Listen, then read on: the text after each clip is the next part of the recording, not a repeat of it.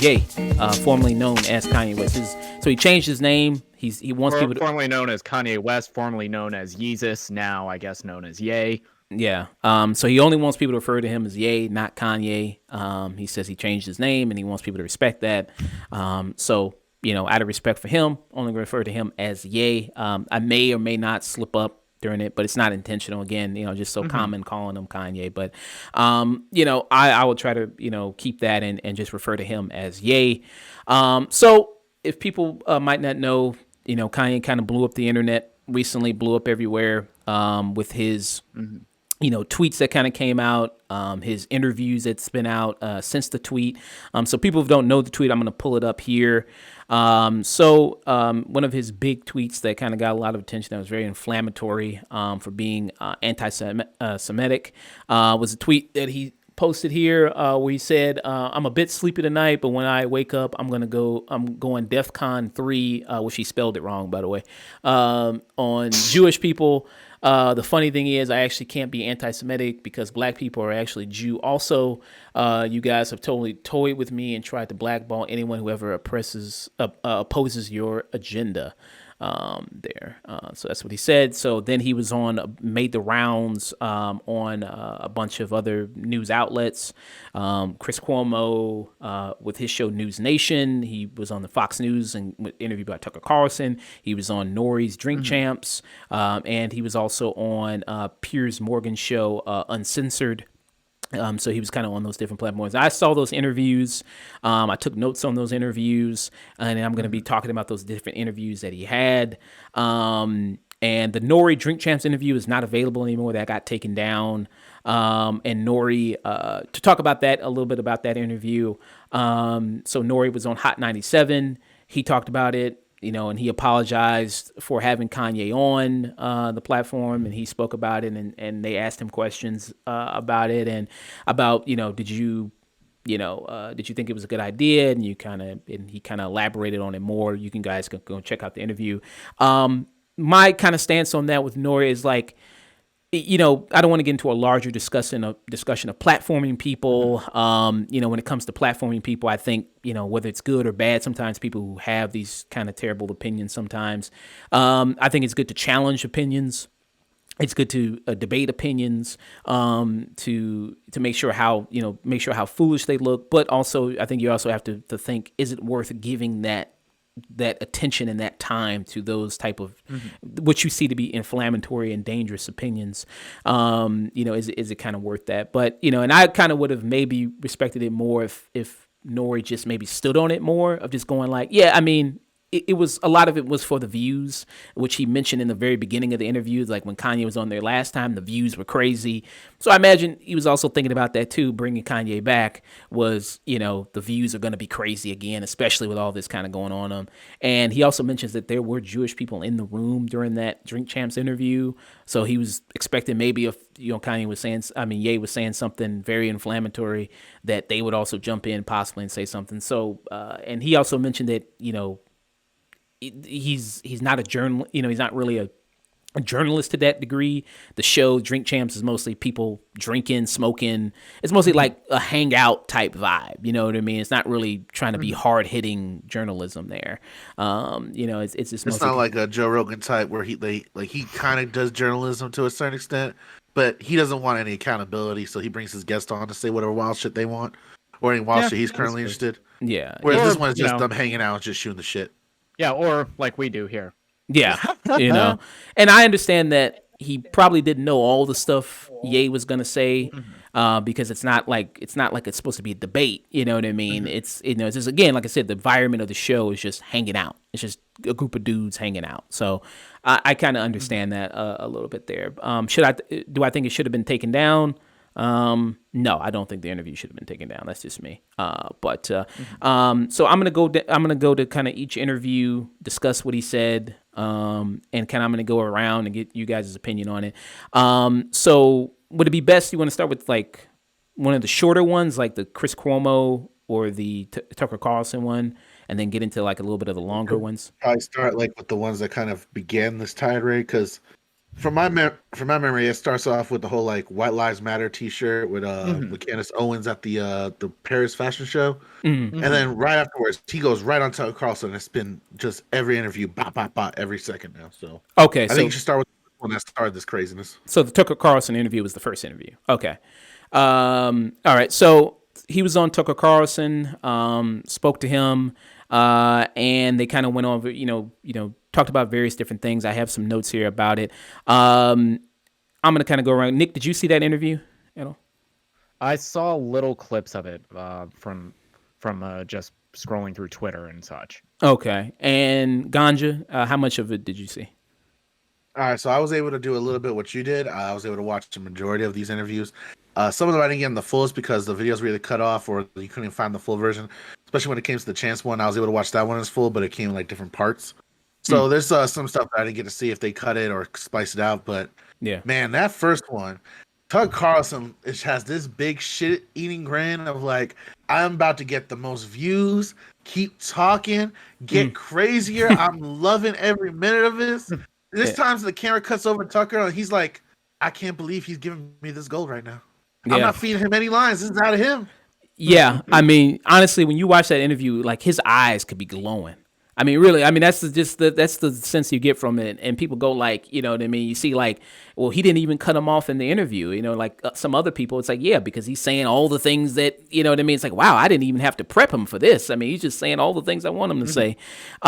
So in the Tucker Carlson interviews, okay, so some things that kind of went over, some things that stood out. He says he's pro-life, which he said before. Okay. So he said that. He's also said that more black babies have been aborted than born in New York City, because in that conversation came up because he's wearing a badge with the ultrasound on it, a picture of an ultrasound, and then that led into the conversation of that. Now, when it comes to discussing that, and he brought up more black babies are being aborted than born in the city of New York. Now, that was true in 2015, 2016. I did check that. That was true that there were more black abortions than black births at that time. Now, I was trying to look currently because this was in 2016. I was trying to look at currently what was the current statistic of that, and in 2022, or at least just in the past few years, and I could not find that. I could find that New York is the second leader when it comes to in the United States of abortions. The first is D.C., and New York is the second one. But it just gave me the total number of abortions, not broken down by race. I was trying to find that, but I couldn't get that apparently broken down by race. And he also said that in before that, a sentence before that 50% of black death is caused by abortions. Could not find that though. Could not find that whatsoever. I can tell you the leading causes of black death in America, and some of the leading causes of black death. I have the article pulled up here, and this is also from the CDC also as well. This is also from 2018. They have a current one by the CDC that I had as well. But with the CDC, so you have here, this is from Statistia, but also there's another article I'm going to pull up from the CDC. And it says, so heart disease, malignant cancers are the two leaders there. You have heart disease at 23.5% and malignant cancers at 20.3%. You also have like accidents that comes in at 6.2%, and things like stroke, which 5.8%. Now, it is also true. I have another kind of graph here as well that says that now black women do lead women amongst race in abortions. I have data research here says that black women do lead other women when it comes to that at 37.8%. Then it's followed by Hispanic women. Then it's followed by, I believe it was white women. And then the other 7% was like women of other different ethnicities. I'll try to pull up that here right now. But so there's rookie numbers, trying to get those numbers up. Yeah, we need to get those Pepsi Cola products increased. Come on, where's Zap's thing? Yeah, so I'll try to get those kind of numbers up here. So I'll try to pull these numbers up here. So this is the article. This is pewresearch.org. here where it kind of lists this information. It says among ages 15 to 44, there were 23.8 abortions per 1,000 non-Hispanic black women. 11.7 abortions per 1,000 Hispanic women, 6.6 abortions per 1,000 non-Hispanic white women, and 13 abortions per 1,000 of other races and ethnicities. So you see it kind of broken down here. This article is from, I believe it's just from 2019, I believe. So that's kind of pewresearch.org that kind of comes from there. So when he mentioned that, but again, I didn't see where it said black women, like abortions are 50% cause of black death. I didn't see that. And what I spoke to Nick about earlier before the interview is that Kanye is very big on the number 50%. Like he said it in the interview with Chris Cuomo, which we're going to be discussing. He said that 50% of executives and producers in Hollywood are Jewish. Again, I couldn't fact check that. I don't know. I don't know how I would fact check. That sounds like an intentionally non-fact checkable number. 50% of black death in America is abortion that he's also claimed. And there was like another big statistic that he said there was like another 50%. It reminded me of that bit in How I Met Your Mother, like when Barney would ever make up a statistic, he would always use the same number every single time. Yeah. Like you said, that he would always say 83%. So yeah. So I guess he's probably just obsessed with the number 50 because that number comes up 100 in every single like line of Yeezys. I don't know, maybe because he also said in the Piers Morgan interview, he said that what was it? He said that 50% of crime went up. He also said in the Drink Champs interview that the crime rate in the area of George Floyd where he died, the crime rate went up 50%. Now I did check that. I'm going to pull up a CNN article here. Now crime did go up. He said the homicide rate up went to 50%. Now crime did go up after the death of George Floyd. And Minneapolis does have a big issue with crime. At the time, the nickname for it was Murderapolis. Is kind of the nickname for the city. Now I'm going to pull up kind of a paragraph here.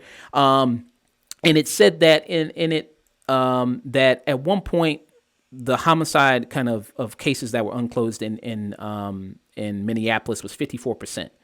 And this was in 2016. Then in 2020, it had dropped to the national average, which is 38%.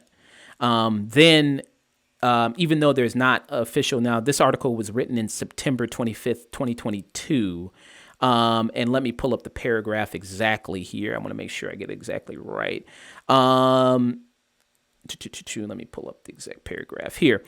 So this is the article right here.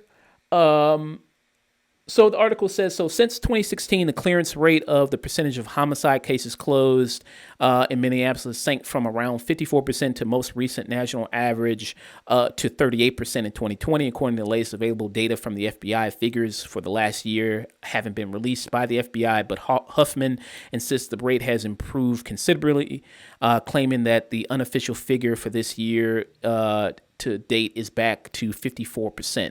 Even so, some family members of murder victims said they have felt compelled to take a lead role in the homicide investigations of their own loved ones. So this article mentions also how a lot of families are feeling kind of the effects of a lot of crime kind of going on, and how, after the death of George Floyd, a lot of police withdrew from the area there. And it also kind of mentions that a lot of the response time during like 911 calls, they have a graph here of 911 calls dropped from 10 minutes to 16 minutes. And it also has to do with apparently a lot of the police force is kind of depleted in Minneapolis, where a lot of people apparently are retiring or quitting. They had a spokesperson, I believe, from the police department. I'll try to find that quote in a little bit here. I'll search for it. Where they said that a lot of it's like police are feeling demoralized. They had such a good time killing black people and getting away with it. Now they feel bad that they're being recorded and judged for it. Obviously that's a joke. You know what I mean? But that was it was the sentiment that, basically the police are being called racist, and you know what I mean? Here's the quote right here. So I'll pull it up. I'll pull up the article again. So it said some officials Some law enforcement officials have attributed the mass resignations and recent retirements to pandemic-related reasons, but Sergeant Betsy Bartner Smith of the National Police Association said morale is a major factor. It's no secret that law enforcement, especially in the last 2.5 years, has been badly vilified and wrongly vilified. She told CNN, "You can't call an entire profession racist and expect police just to sit back and say, okay, you now keep on piling on." So that's primarily kind of what she said there in regards to that. Just that point there of the interview where you kind of talked about that. Ganja, what kind of were some of your thoughts on the Tucker Carlson interview there? Oh, that was fucking gold to the right wing, honestly. Like, they loved every minute of it. I could tell that I find a new golden child in Kanye West. A lot of the talking points that Candace always spews on her personal networks, as well as when she goes on, does the whole right wing media circuit. He is just quoting all of it verbatim.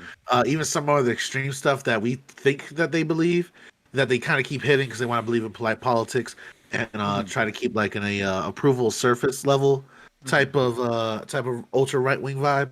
Whereas Kanye West he goes into everything with full force 100, and due to either his ego, his mental health, or just how he views people in general, he doesn't really care how he comes across when he spews his beliefs. And him getting attached to these ultra right wing ideas and being so forced with them down to the point that he is really going hard on the Jewish media. That is something that he is going to be concurrent throughout all these interviews. And the accusations of being abandoned by the culture because they didn't help him when his wife stole his kids, which again, that's a whole nother bag of tricks that I personally don't want to get into because I don't think we should get involved in divorces, in my personal opinion, because everyone's got a story and everyone's got beefs when it comes to that shit, and that's usually up to the court to decide. But he's honestly, I think that really goes back to the whole abortion thing too, because I don't remember if y'all remember when he was running for president. One of the like public psychosis moments he had was when he had a rant that Kim Kardashian wanted to kill his baby. And now, ever since then, I think that was the opportunity that the right wing took, especially Candace Owen being so close to him, to try to push him against the anti-abortion train. Because right now, he has a complete war against Kim Kardashian. Again, whether justified or not, that could be up to your personal opinion. But he clearly has a big war with the whole family, particularly Kris Jenner, the grandma. He comes up with her throughout the interview talking about she's gonna put the grandbaby on a pole, which again, personal opinions aside, and she did pump the shit out of Kylie Jenner before she was like really above age. So there's certain things that you can't really argue with, but he's coming from an ultra right wing crazy dad perspective, so it's really hard to give him the benefit of the doubt or play devil's advocate with him because when you're like, yeah, that's kind of weird, he's kind of guilty of this. Then he goes on to how like 50% of the Jewish people own all the media, and now they were responsible for the transatlantic slave trade and shit. That's kind of a problem. Nick, you said you saw some kind of clips. What were kind of some of your impressions of kind of the clips there that you kind of saw from the Carlson interview? The only biggest impression is just sadness because, like you were saying, just him aligning so heavily with Candace Owens, especially in this difficult point in his life where he is going through a divorce, and you get these kind of people that leech onto him and just get him to say all of this stuff, all of this just absolutely batshit insane things when he is not in his own right mind. Yeah. So during the interview, Ganja was pointing out, he's talked about Kim in it. He did say in the Carlson interview how Kim is controlled by Zionist forces. He thinks that Kim is being controlled by, again, Jewish people, and that, making her do things. He also brings up the Clintons. The Clintons were, a major influence. Again, right-wing people, it checks all the boxes. What do they love? Talking shit about the Clintons, check. He mentions, the family and how the man is under attack, and all a man wants to do is protect his family. You got to bring that up. That's another big kind of right-wing conservative talking point there. And he elaborates on that more in the Piers Morgan interview, which I'm going to talk about. And then so these are some of the takeaways I had from it, and I kind of want to kind of get you guys' opinion on it. So beyond the whole, like if he talked about the black abortion situation, which he has talked about Planned Parenthood a lot, and the history of Planned Parenthood, which again, a lot of right-wing people love to bring up the history of Planned Parenthood, the fact that it was founded by Margaret Sanger, the fact that she was a eugenicist, the fact that the first Planned Parenthood was placed in a minority neighborhood, the fact that Margaret Sanger also was a racist. Ye also mentions that she was a KKK. She founded the Planned Parenthood with the KKK. That's not true. That part isn't true.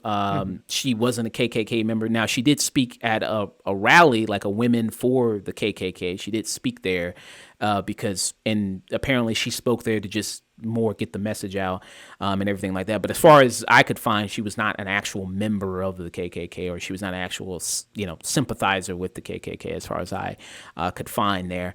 So the Planned Parenthood does have, bad origins and everything like that. But I still think there should still be an option for women to go to have healthcare, in situations and times like that. And also the conception that Planned Parenthood is just this like abortion factory, like it puts women on a conveyor belt and they, you know what I mean? And it's like, that's not happening. It's just vehemently not true. It provides vital services like STD education, like testing, like like resources that, frankly, public schools are not providing. Yeah, that's not even, especially in lower income areas. Yeah, and that's not even one of the main functions that Planned Parenthood does is abortion. That's not even one of its main things that they do. Like Nick was talking about, they provide a lot of other kind of resources for women in underprivileged neighborhoods to be there. So that's kind of the point there. But so in the interview, he gives the meaning behind why he wore the White Lives Matter a shirt there. And this kind of, I'm going to further elaborate on this, but it just goes to show you that there's no real substance in anything he talks about. A lot of stuff. And when he talks about why did, Tucker Carlson asked him, so why did you wear the White Lives Matter shirt? What were you trying to say when you did that? And he said, well, because they do. That was his whole reasoning behind that. There was no other, at least with Candace Owens, when she talked about it, I didn't agree with what she said, obviously, but at least she kind of tried to come up with some reasoning behind it. And it's like, oh, because you had Black Lives Matter and all this other thing, which, to get into that. Wrong reasoning, but okay, at least you're giving us something. Yeah, you know what I mean? It's like that whole thing. I mean, again, to explain Black Lives Matter, real quick, I guess. It's like the old tweet of saying like, you could be there and say like, I love pancakes. And then somebody could respond with, so you hate waffles. That's not what the fuck I said. That's a whole new sentence. Nobody ever said white lives didn't matter. That wasn't the point. It was just to highlight the fact that Black death in America is not paid attention to. Something that obviously Ye was talking about, because in the Carlson interview, he mentioned it's something we have like hundreds of years of history to go back to. It's like the biggest thing on Netflix now is the fucking Dahmer show. And that highlight of that is that nobody paid attention to him because he was going after Black and LGBTQ people. Exactly. And there was actually a recent case right now bringing up like serial killers. There was another serial killer that, the police was trying to warn people. It's like, hey, a lot of these Black women are going missing. We think there's a serial killer out here trying to tell police, and they ignored the person. They ignored people. And then it's not until the Black woman escaped from the guy's basement with a padlock on her neck and run into somebody for help that they go like, oh shit, and they arrest the guy. It's like, oh shit, I guess there was a serial killer. Oh, there you go. You know what I mean? So that was kind of the point of the movement. And it goes to show you. Yeah, lives matter. It like you just did it as a reactionary thing, just like when they said all lives matter and things like that. The reason he's doing it is because Kanye is a malignant narcissist, and he wasn't in the news for several weeks, so he did this for attention. Yeah, because there's no substance behind that at all. Of like you said, maybe it was for attention and just to be a contrarian. Because I mean, the right wing people, conservative, have no problem saying blue lives matter. They don't ever say like, well, this other profession is insignificant. So they have no problem saying that. They have no problem waving that flag, the Blue Lives Matter flag, and all that other stuff. They have no problem saying that. But when it comes to Black Lives Matter, they have a big issue with that. So yeah. Well, not in that, to kind of add more to your point about it not having any really strong lanes to stand on. I don't know if you guys remember the gentleman. I think it was either Arizona or one of those Southwest states where the white gentleman was killed in a hotel room by the SWAT officers, in which they gave him like different type of commands that were confusing. At one point, he even begged for his life, and they ended up shooting the guy. Well, the local Black Lives Matter group actually went out their way and started trying to get justice for the gentleman. But again, as much as they like to say, well, what about white lives when this happens? They didn't really give two shits or give real media attention to him. So it was, again, the local in the area that actually cared about trying to bring justice to that situation. Yeah. And yeah, so like Ganja has a great point. Great for bringing that. I do remember that that hallway. When they kind of just shot him, I do remember that. And you guys can look it up if you can. It's kind of I don't really like to look at death all that much, but that was a hard video to watch. So he explained that. He, again, like I said, more going into how he kind of has transitioned into more of this conservative, because he says he is a conservative. He says that in the interview, kind of conservative, right-wing kind of points of, he uses the word like bots. Like if you been on the internet, that's kind of like typical language, you know what I mean, that a lot of sometimes you see from right-wing people typically, even though it's become just like a regular internet word, people say NPCs, bots, and everything like that. People say that. So you have that. It says, he talks about Lizzo comes up in the conversation there, where he brings up how, it's promoting obesity again.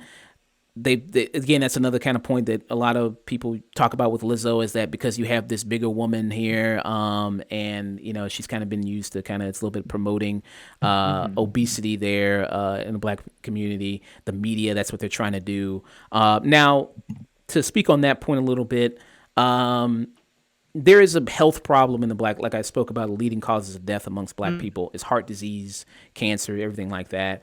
Obesity is a big problem also in the Black community. Just lack of, available kind of resources, lots of fast food around the areas. Of course, exercise plays a part in that. People being able to have time to exercise. Do you even have enough time to exercise if you're working multiple jobs, if you've got kids, if you've got, big families, if you're maybe a single parent, do you even have time to kind of maybe do that? Even if it's good to, exercise and to be active, but do you have the time to do that? And are you kind of making the best health choices? And sometimes it's very difficult when you have things like food deserts and you have, where it's like, okay, quick option of just going to maybe a fast food place.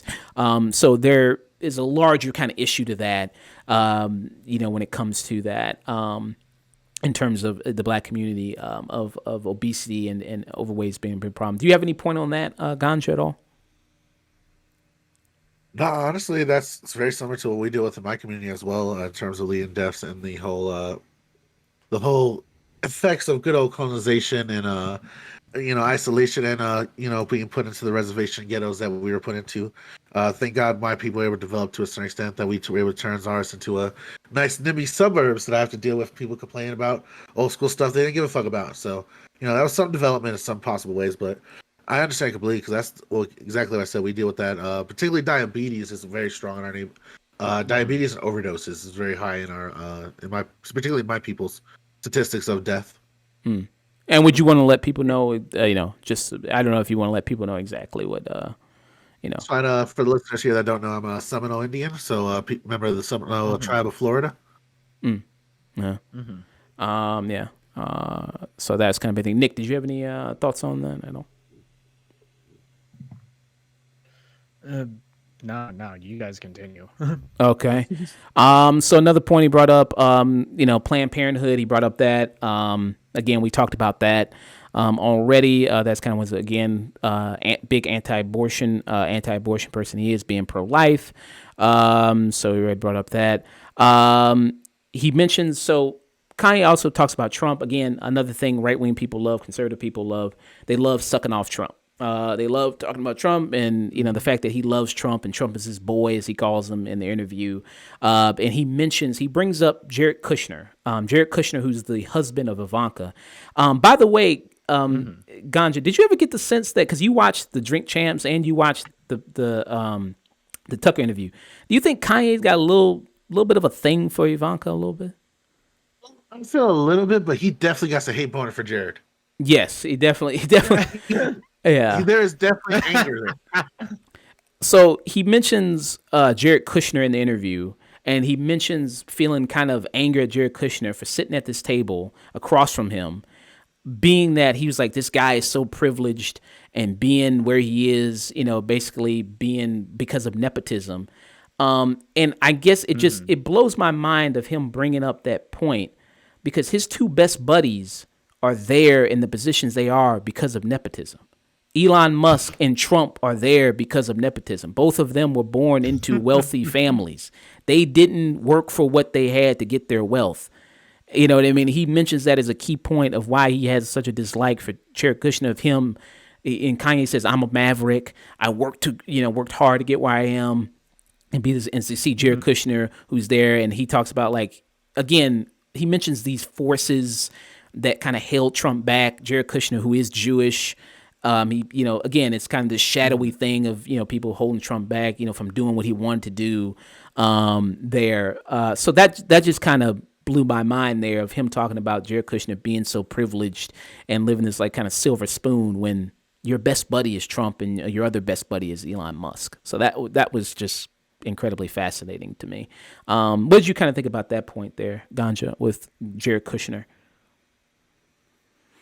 Felt like it was kind of the pot calling the kettle black situation, because one of the things that kept coming up, especially when we get to the Champs interview, as much as he wants to rail about nepotism or like these secret forces that hold them back, he never rails about those forces that are within his own class contradictions. And anyone could come at me within the comment section or in the chat, but like there are a lot of what we call like black entrepreneur and black businessmen that are constantly screwing out their employees, screwing over investors, or screwing out even people that are their considered business friends for a quick profit or quick gain. For example, I don't know if people remember, Rick Ross and his sister and mother were caught stealing over $60,000 from workers at their Wingstop operations. In back pay, they were even making minors work hours they weren't allowed to under the labor laws of both the state and national labor board rules. So as much as like he wants to go against these people that are like quote unquote exploiting the black culture, he has no problem with when that comes from his own people that he's buddy with, what he's close with, who will give shout outs to. He kept giving shout outs to Jay-Z, and again, Jay-Z, I'm conflicted with him because I feel like as a businessman he has different strings attached to him that if he wants to continue his legacy that he dreams upon, he's never going to be a full activist within his community, because that requires that kind of sacrifice of those longevity and like legacy that he's trying to build. So I kind of understand the duality of what he's trying to do. But let's be honest, like when they were trying to do the strike for the NFL, when the Black Lives Matter stuff was really kicking up, it was really him and Obama that really quelled that shit off, so that the people weren't walking off the field and causing that war over that. And again, another person within his economic sphere of his same quote unquote culture, because he kept represented through all through the interviews, where they are in fact doing the same thing that he's accusing his oppressors of doing, but he won't call them out because at the end of the day, he still has his loyalty to his class and to what he perceives as his cultural loyalties and allegiances, which is the black bourgeoisie and hip hop. Yeah. So yeah. That's what's there. He also says that Ye also says that Trump wanted nothing best for the country. He says that in the Carlson interview. And Tucker Carlson does ask him, he said, so, why'd you like Trump so much? What was the reason why? And then Ye responds with, because he dope as shit. He has his name on buildings. He's got buildings and shit. Again, no policy. It shines in the light. You ever been to Vegas? Again, no motherfucker, I could walk the street and find at least like 3 different buildings that happen to have my name on it. That doesn't make me a fucking like thing. Nick Grand Motel, and then you probably got like an H&H called like the Nick Pool in the States kind of hotel and presented by or some shit. Yeah, my name happens to be on a bunch of buildings. That doesn't mean I'm fucking dope. I know Yeah. for other reasons. But, Yeah. but yeah, it goes back to that he's not really saying anything. He's just bouncing talking points that I'm guess is being fed to him by Candace Owens. And and just fully embracing the conservative role model, complete lack of self-awareness, which I think, wow, way to play the part. And Yeah. you talking about conspiracy theory, whether he wants to bang Ivanka Trump. I have a conspiracy. I have no backup information. I have no one telling me this. This is coming straight from Guru's ass or bong, whichever source you prefer. Whichever is less liable in court. But I think those two are fucking. I really do think Kanye West and Candace Owens are fucking. Okay, I would Allegedly, agree. I would allegations in my agree. imagination. No, Ganja, I'd agree.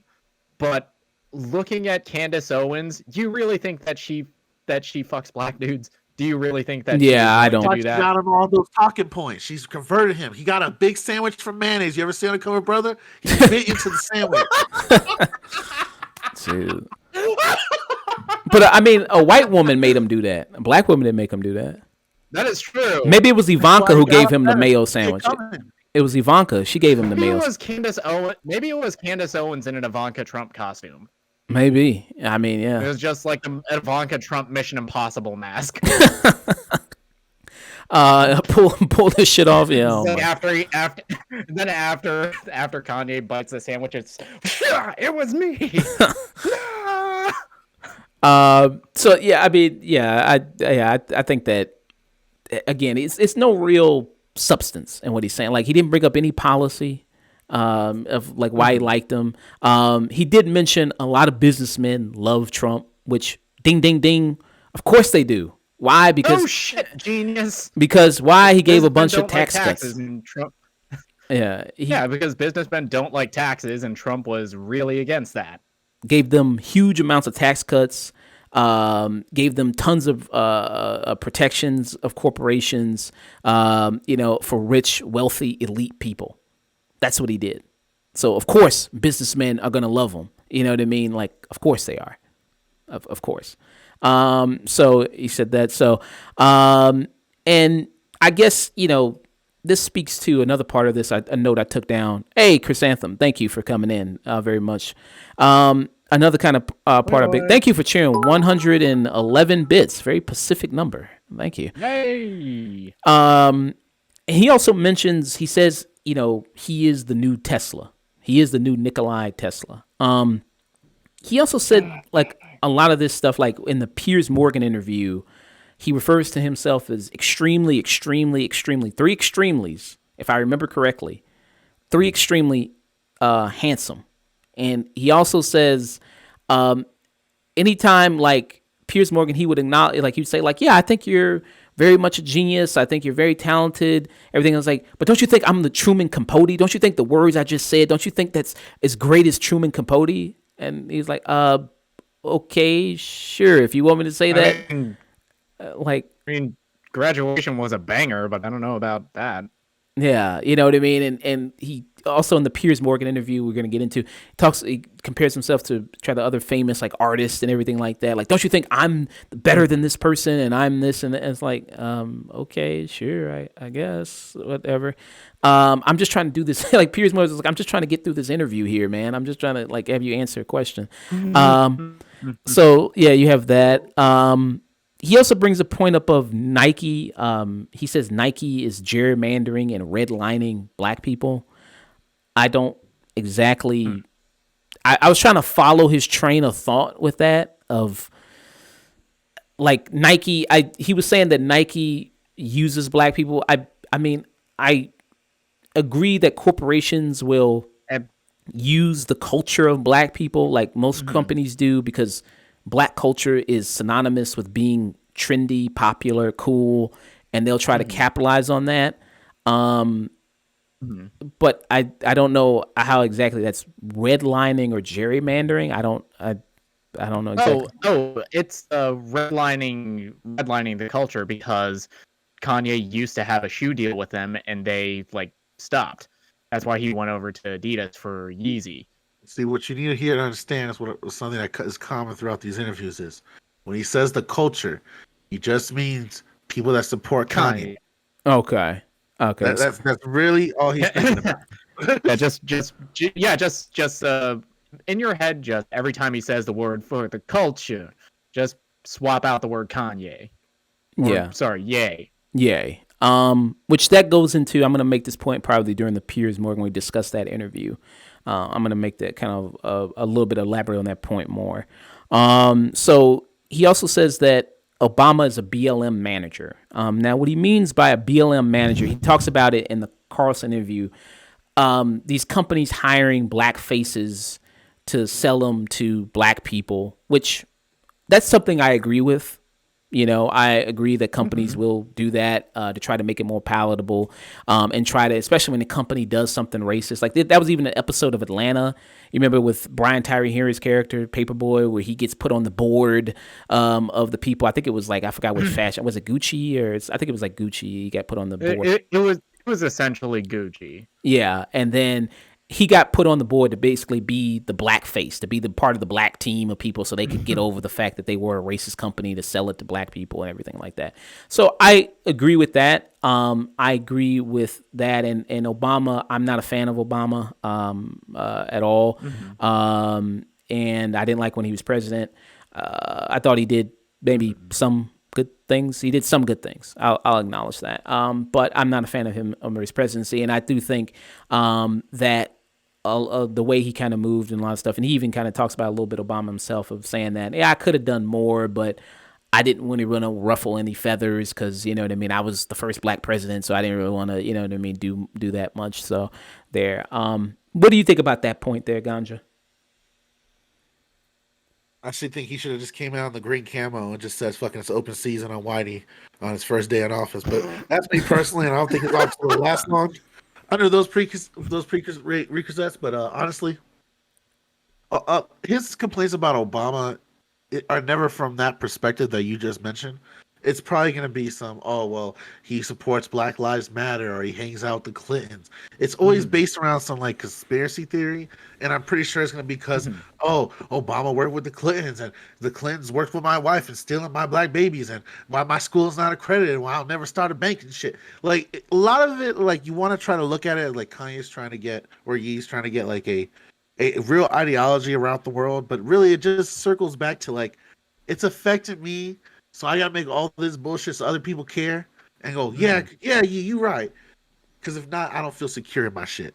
And then, I mean, also Obama did call him an asshole. He said he's that time during Taylor Swift. I mean, I think, I think he's been mad at him ever since then. So yeah. Last time someone got mad at Obama making fun of him, they became president. He also brings up. He says America needs to listen to the vision, get visionaries like him and Elon. So he criticizes Biden for not inviting Elon Musk to the White House, talking to Elon Musk. He says that he also says that he is possibly going to run in 2024. Ye is, and that he says that he is going to be president one day. He did say that in the interview. And he said that if I was president, I'd have Elon Musk sleep in the White House. And I talk to him every day about it. My feelings on Elon Musk. Wow, that was kind of weird and homoerotic. I'm going to have Elon Musk sleep over every day. Talk early in the morning together. My opinions on Elon Musk, I think he's a fraud. I think that he's not an inventor. All the stuff that he, like people think with, Tesla, he bought Tesla. Tesla was already a thing before he came along. SpaceX was already a thing before he came along. Everything he's done, it already existed before he came along. He just like threw his blood diamond money at it. Exactly. And Elon, like being this, like making this campaign, like people really do think this guy is like some huge savior. Like he is this, you know what I mean? Big guy that's going to save the world and everything. Take everybody to Mars. He's not taking your broke ass to Mars. He might take your ass to Mars to be a Mars worker, to fix some of the shit that's there for the rich people. Sure. To clean up the shit for the rich people. As long as you don't try to unionize, then you'll be fine. Yeah. I mean, that's what you'll be brought to Mars for. We talked that talk around solar time 12:45. Okay, that's the wrong. Don't let the Elon bots hear you, comrade. I mean, So come at me, bro. yeah. Would you have you ever argued with like Elon Musk fans online? Like, it's the weirdest experience. It's like, I just tune that shit out. it's I like, don't have the time nor the patience for it. yeah, like they, Besides, I know I can just beat the shit out of him. Best way to give an example, because you don't have the time for it, but I imagine if you were around the internet around the like middle school and early high school, this was definitely a thing at the same time, and it has the very same characteristics. When everyone's riding Steve Jobs dick, those first 10 years, Apple was a big thing. It's literally the same thing. Like anytime you bring up facts or any proven things, like if you brought up like in early 2006 about the China death nets for their workers, like every Apple fan just ignore that and be like, nah, man, look, the Nano got colors. yeah. I mean, with Mustangs, it's just like, but he got more money than you though. He's a billionaire though. It's like, how are you flexing another man's bank account? That's another man's money. Are you? Yeah, are you the billionaire? Why Yeah. the fuck are you flexing? Yeah, like what is this? Like what? You know what I mean? It's like Everybody trying to get onto the entourage. That's what y'all don't understand. Everyone saw those episodes and they're like, "Fuck it, I'm gonna be the friend of the friend who's a movie star. Fuck it, let's do this." it's like seeing kind of Andrew Tate fans, and Andrew Tate fans would go like, "But he got a Bugatti though." Like, okay, Yeah, what color's your Bugatti? yeah, Okay, what color's yours, bitch? like what? Like okay. Chris Anthem said that in reference to Elon Musk, he said he's a 10-year-old and he's an investor. I mean, yeah, that's pretty much it. These are both true.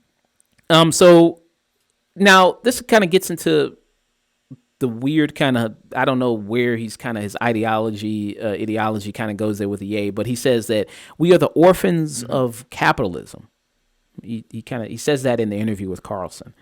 Ganja, what do you think? Does he go anywhere in depth at this point at all? Not really. No. He just kind of. I thought so. Yeah, Ganja, what do you think about that point that he made there? Of we are the orphans. Repeat that, because like what your homie Nick just said, there's not a lot of room to that. What did he say in full? Is that all he said? So it was in reference. So he was going on about. I see if I can pull up the clip there, but he was kind of going on. He says, "We are the orphans of capitalism." He was basically talking about, us as a society, and people in that, and kind of going into, just kind of like talking about America. And I think this was a little bit before he said like he wants kind of patriot. No, he said that in the Piers Morgan interview, but it was kind of something kind of related to that of just talking about America and, kind of it just not being the best anymore. I'll try to see if I can pull it up really quickly. You're able to pull it up and get like a better description, because I'm trying to figure out this, because again, this is Kanye West, or he doesn't have ideology. He has his own mental idea of what things are, and then he spins it around things he heard that sounds smart, that sounds like he could justify that to a crowd of people, even just to himself, and rolls with it. So I'm gonna try. As long as that crowd just asks no follow-up questions. Exactly. But I'm gonna try to give you what you asked me. So when he says that black people, quote unquote, are the orphans of capitalism, We didn't say black people specifically. He just said people. people. What? All right. So that's what I presume when he says we, because throughout the other interviews, and he goes into like how black people should adopt different types of aesthetics or different type of business practices. Throughout the whole Champion interview, it's basically like the Black Israelite talking points. If y'all ever seen them in any major city where they're harassing white folks walking by, and are either selling bean pies or Malcolm X books. Matter of fact, they're great people to talk to if you're not white. They will talk your ears off, and sometimes they got some good bean pies. So go check them out if you got a chance.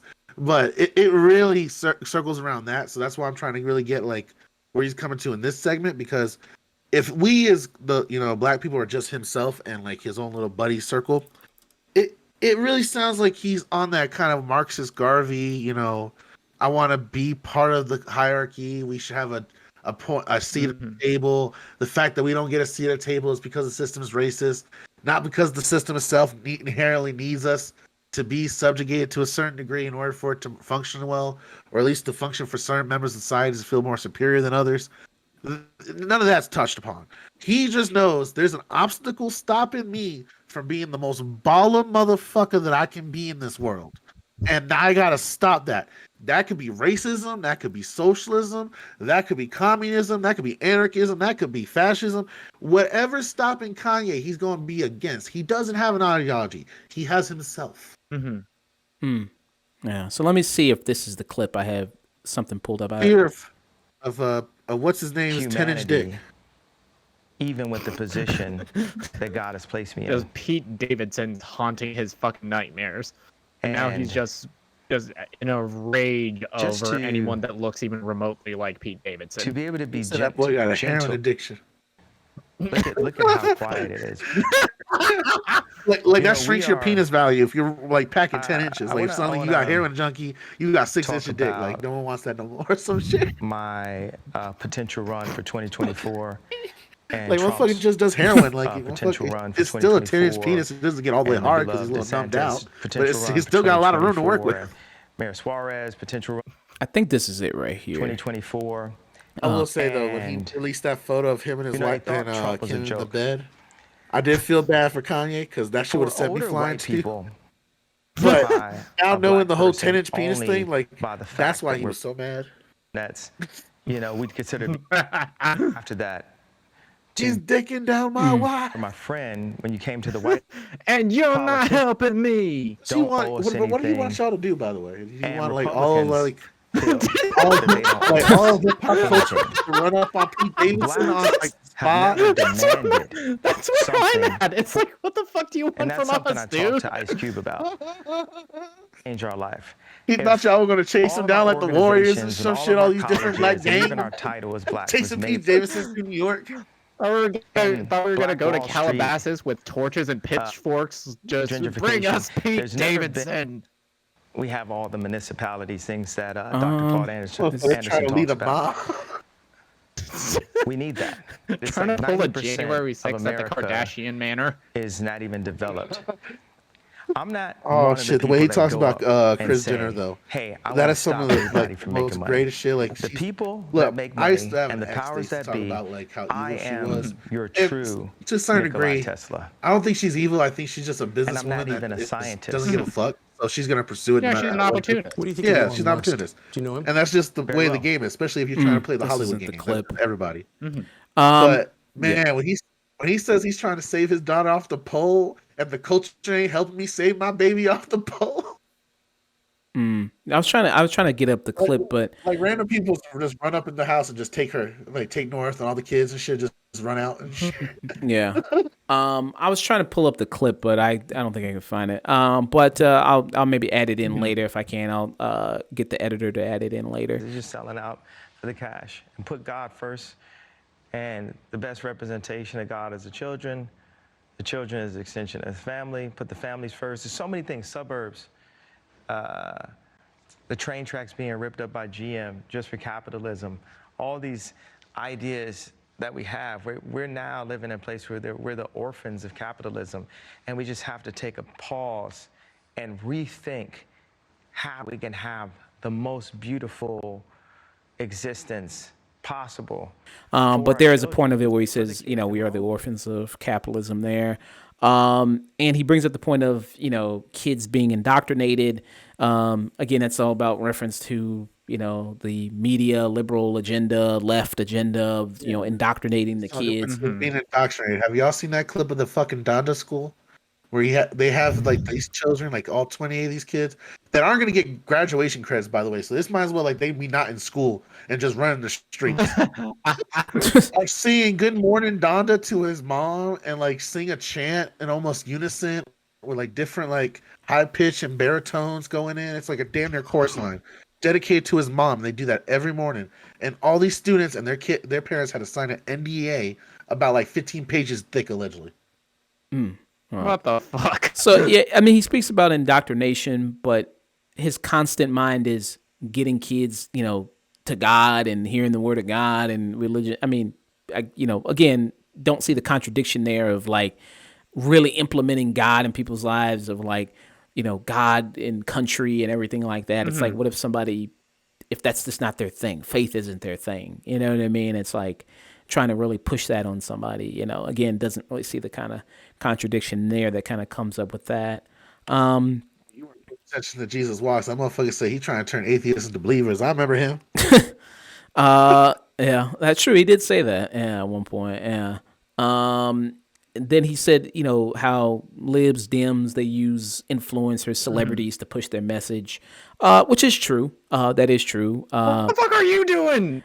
Exact. But then You're again, doing the exact same thing, motherfucker. right wing people like to pretend that they don't care about what famous people, like even Candace Owens says, why are we listening to entertainers talk about political issues and everything like that when, again, Kanye. She's all about that until it's like one of her friends and they say something she agrees with. Yeah, but Fox News, other right-wing outlets have no problem bringing up other, washed up stars to come on and talk about all their issues and grievances, like Kevin Sorbo or Rob Schneider or Gina Carano, or whoever they can get. Dean Cain, to sit up there and talk and give them a platform to speak.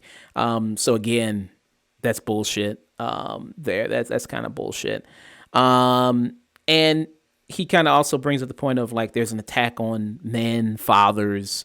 That's also kind of another big talking point that they're trying to he mentions. I believe he mentions this more deeply in the Piers Morgan interview of the the Drink Champs interview. I think it was of liberals, left media trying to take fathers out of the home and everything like that. Left people trying to take black fathers out of the home and everything like that. And then there's an attack on men. There's that. Again, let's just swap out the generalizations and just swap the word me in there. Yeah, there's an attack on me. They're trying to take me out of my kids' homes, and there you have Kanye's exact problem with his entire situation. Yeah. And mention it's like it all kind of comes back to kind of his situation of like people, the Jewish media is keeping me and controlling my wife and keeping me from my kids. Also forgetting the fact that he did kind of control his wife a little bit when they were in a marriage because it's documented that he likes to dress up the women he dates. That's what he did with Amber Rose. That's what he did with Kim Kardashian. Like, hey, you can't go out like that if you're with me. You got to dress like this. He did do that. It is kind of well documented. That's what he did when he was in a relationship with Amber Rose, and that's what he did when he was in a relationship with Kim Kardashian. So that's kind of the main kind of points of that interview that I had there for that. Ganja, did you have any kind of things that else you wanted to talk about? No, I think I pretty much said my piece on this when it comes to this part of the whole Kanye West meltdown interviews process. Did you want to do the Drink Champs one next? Oh, hell yes. Okay, so I do the Drink Champs one next. So this was the one that was the big one, the one that got pulled. Do you think it should have got pulled? Hell yeah, this was.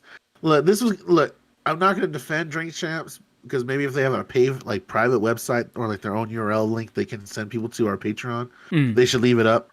Just for the fact that like this was real like cultural history and like pop culture history, like people are going to talk about this generations from now. It's going to be like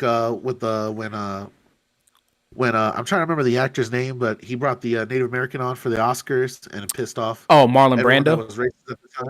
Marlon Brando, yeah, it's gonna be one of those things where people are always gonna remember this. This is up there with the before his passing, Kobe getting involved with the whole Denver situation out here with the less cheating and shit. So honestly, I think it's gonna have to be talked about because he said some anti-Semitic shit that I haven't heard outside of like Daily Storm articles or like really hardcore right-wing websites. Like it was pretty amazing the kind of shit he was getting off on.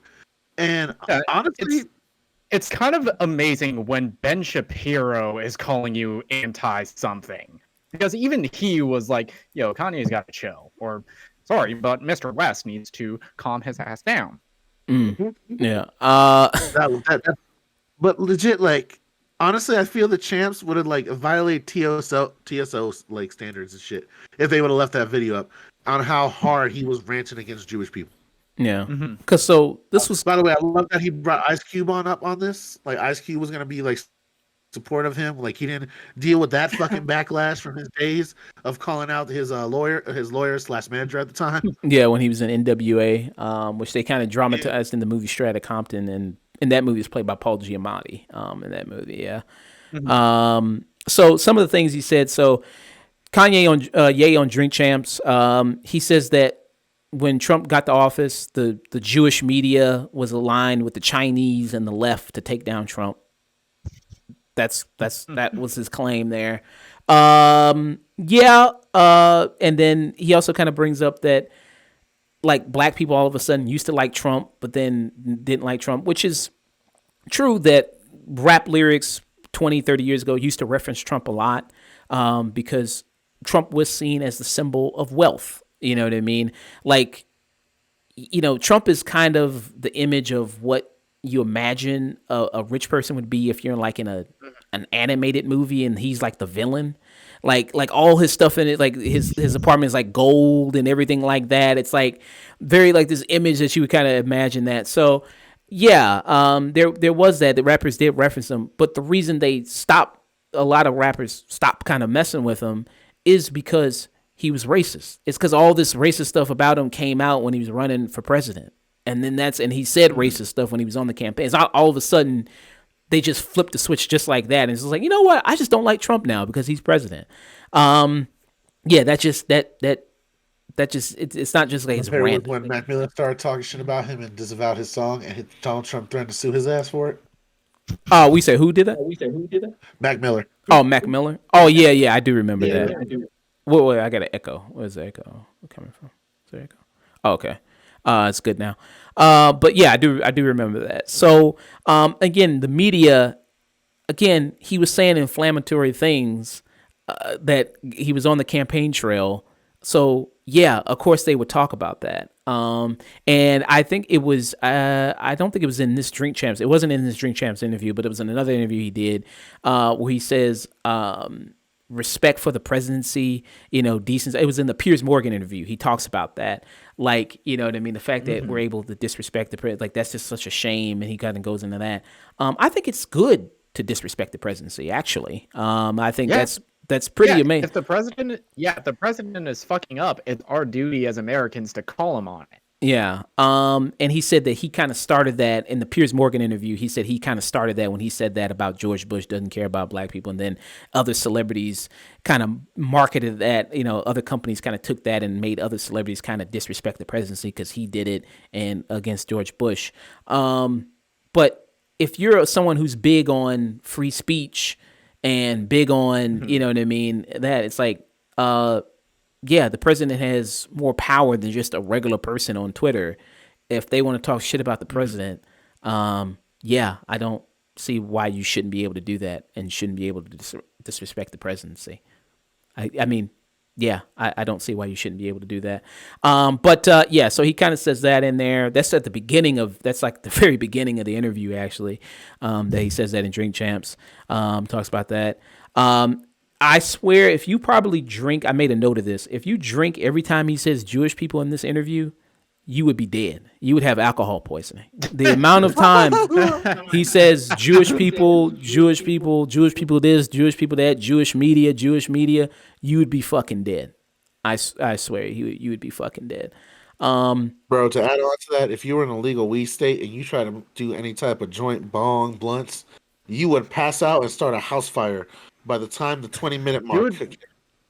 You would pass out, start a house fire, and it's just burning around you because you're on another fucking planet.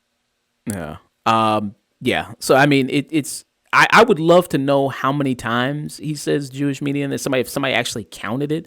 I would love to see that because he if I had to take a guess, he probably says it maybe 150 times. If I had to take a guess, that many times. He also tells, like, again, back to Jared Kushner, because he brings up Jared Kushner again in this interview. He kind of tells a weird story about Jared Kushner, where he told Jared Kushner that he promised him that he didn't smash Ivanka. Like, it's kind of this, like, he grabbed him on the shoulders and he was like, I promise you, I didn't do it. I didn't do it. Like, I would never do that. Like, very kind of strange story there. But okay. Wait, Kanye was saying this to Kushner, or was Kushner saying this to Kanye? No, Ye was either seems believable. Ye, he said this to Jared Kushner, that he promised him that he didn't smash Ivanka, that he didn't do that. Like he grabbed him on the shoulders and said, I didn't smash Ivanka. Like it wasn't me. You know what I mean? I did. Yeah, that's what he said. And then apparently Ye said Jared Kushner's response to that was, thank you, thank you for saying that. Apparently that's what it was. Another point here.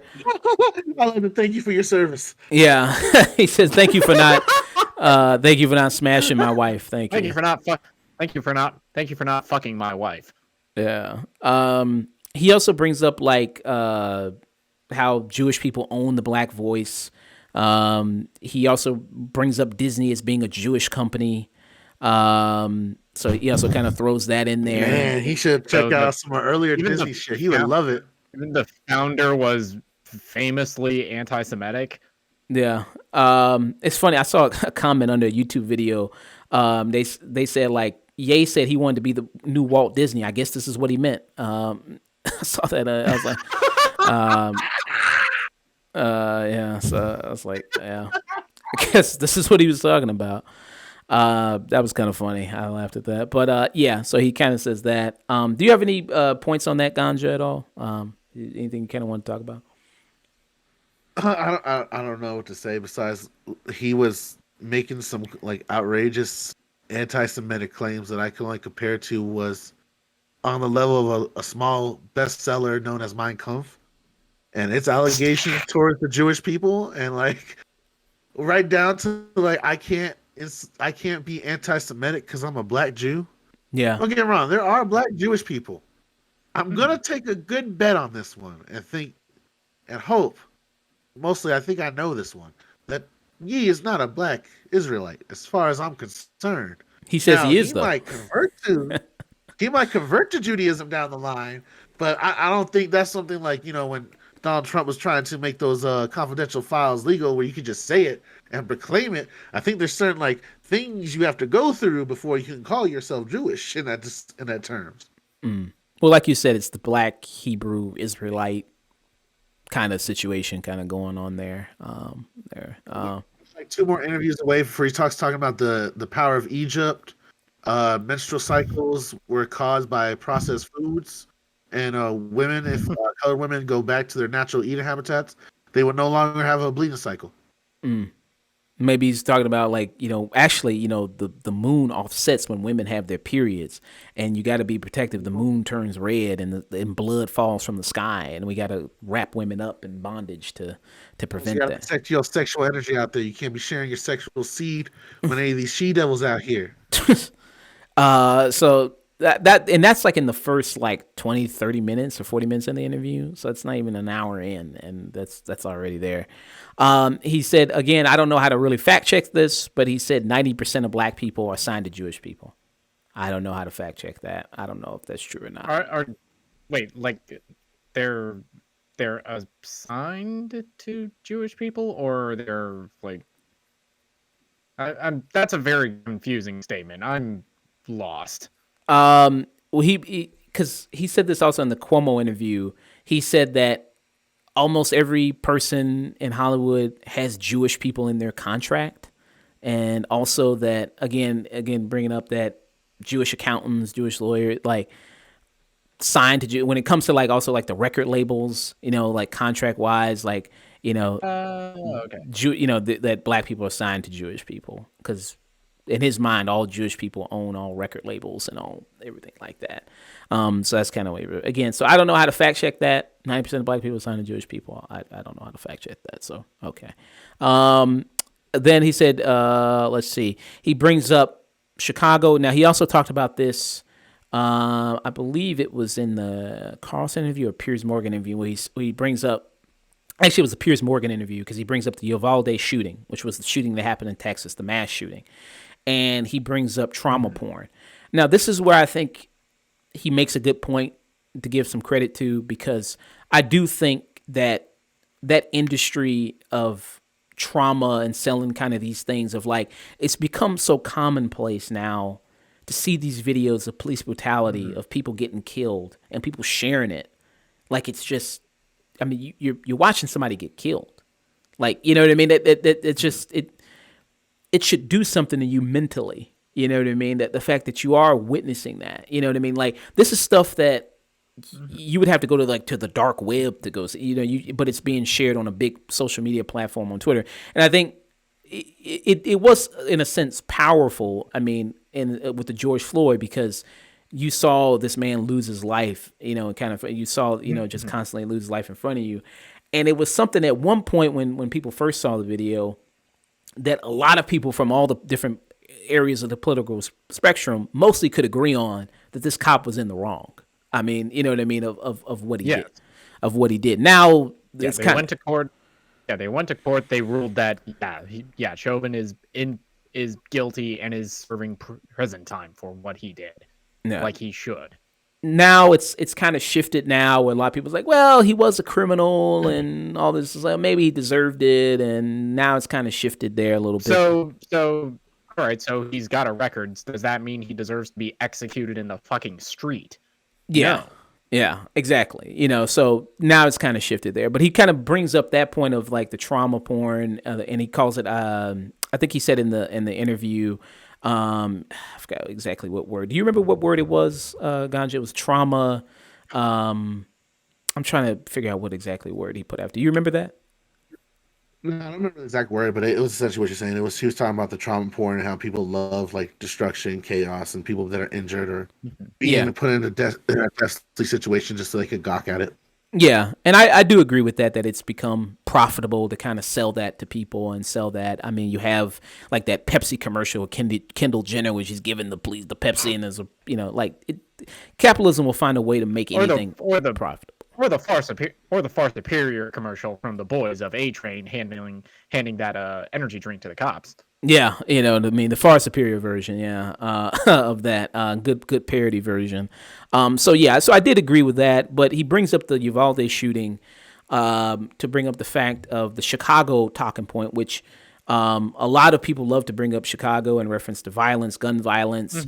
He says, like, the media is all focused on the Uvalde shooting and focus on that when that happens every week in Chicago and everything. And Nori makes a point in that interview. He says, like, it's the murder capital. Chicago is not the murder capital in the U.S. It's in the top 10, but it's not the murder capital. St. Louis and Baltimore are number 1 and number 2 on the list. Chicago is number 10. And I have the graph here. So this is from the Metropolitan Crime Commission. This is as of September 18th, 2022 here. And I'm going to kind of bring it up here, which kind of gives a list of it when I type it in. But Chicago is not the murder capital in the world or the U.S.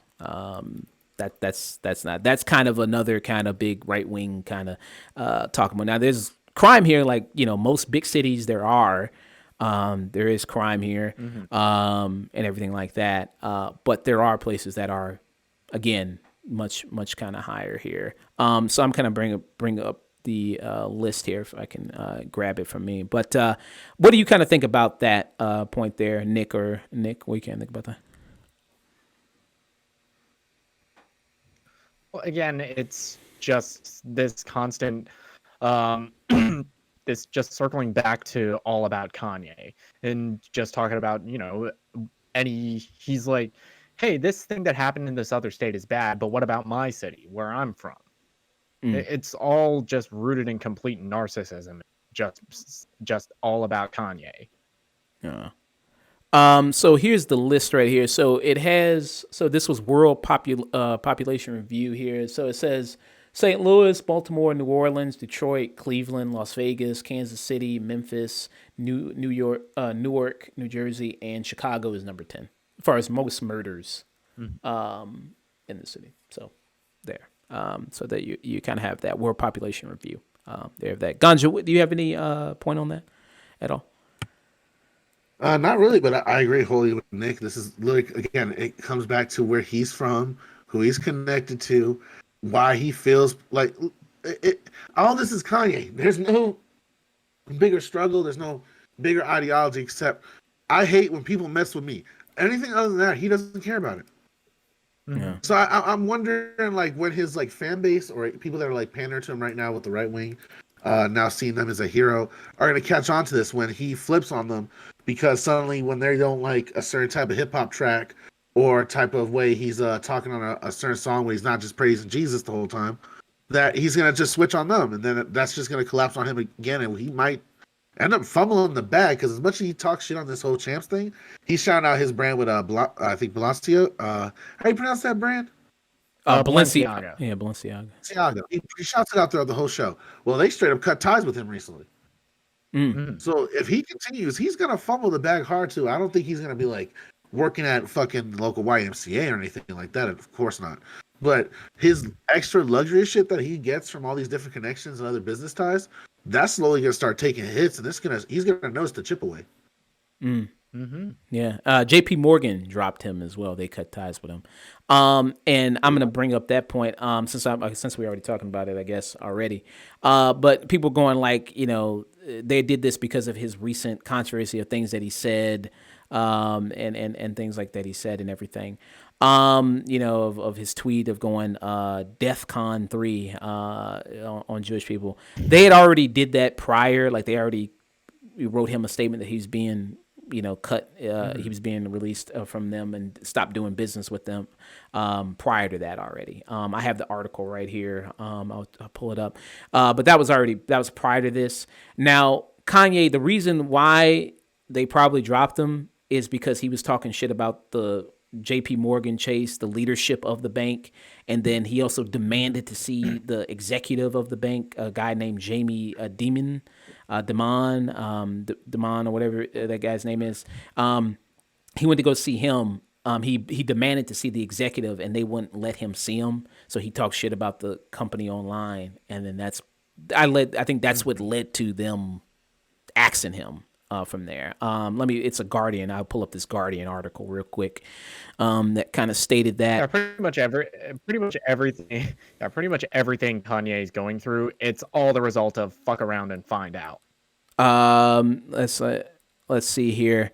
So this is article. The U.S. bank J.P. Morgan Chase has ended its relation with Kanye West and his clothing brand Yeezy Incorporated, although his decision predates the rapper and designer's recent controversy in which he wore a White Lives Matter t-shirt and shared racist conspiracy theories in an unaired interview. Candace Owens, a conservative U.S. commentator whom West has associated with in recent years, shared a letter from the bank dated 20 September on Twitter. New York Times verified the bank was ending its relationship with Yeezy LLC, but would maintain the accounts until 21 November to allow sufficient time to transfer the account. West also previously criticized JP Morgan's leadership online and said that the bank would not give him access to bank's chief executive Jamie Dimon.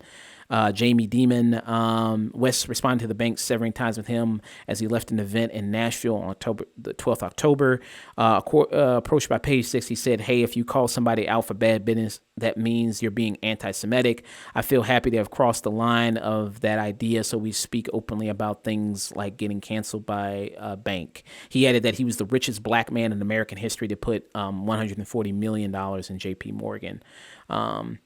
So this is kind of the article, the Guardian article there that you have up, which he says he's the richest black man in history. I don't know if that's necessarily true exactly, but